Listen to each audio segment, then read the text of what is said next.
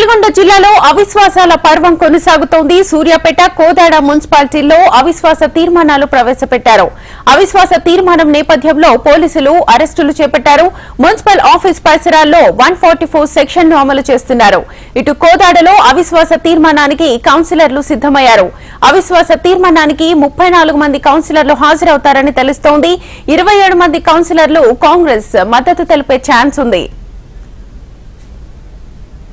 ఇదే అంశానికి సంబంధించి ఫుల్ డీటెయిల్స్ మా రీజనల్ కోఆర్డినేటర్ అశోక్ అందిస్తారు ఫోన్ లైన్ ద్వారా. అశోక్, శ్వేత, మనం చూస్తున్నాం ఇవాళ ఏదైతే ఉమ్మడి నల్గొండ జిల్లాలో 3 మున్సిపాలిటీలకు సంబంధించి అవిశ్వాస తీర్మానం. ప్రధానంగా సూర్యాపేట విషయంలో ఏదైతే ఉదయం నుంచి కూడా ఒక టెన్షన్ నడుస్తుంది. ఏదైతే సూర్యాపేట మున్సిపల్ చైర్పర్సన్ అన్నపూర్ణకు వ్యతిరేకంగా అవిశ్వాసం పెట్టాల్సినటువంటి పరిస్థితుల నేపథ్యంలో 11:30కు కౌన్సిలర్లు హాజరు కావాల్సింది. కానీ కౌన్సిలర్లు హాజరు కాకపోవడంతో మధ్యాహ్నం 3 గంటలకు వాయిదా వేశారు.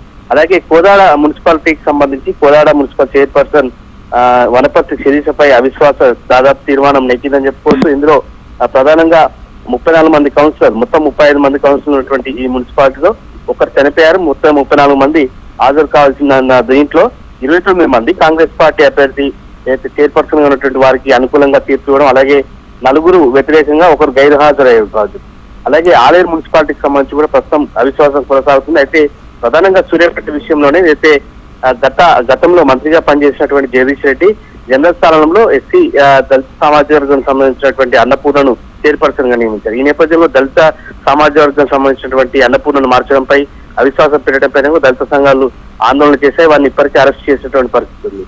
సో అవిశ్వాస తీర్మానానికి సంబంధించి కూడా కలెక్టర్ ఇచ్చినటువంటి సమయానికి కౌన్సిలర్ రాకపోవడంతో ప్రస్తుతం మధ్యాహ్నం 3 గంటలకు అయితే అవిశ్వాసం సంబంధించినటువంటి తీర్మానానికి సంబంధించి మళ్ళీ పిలిచేటువంటి అవకాశం ఉంది. Shweta. Right Ashok, thank you.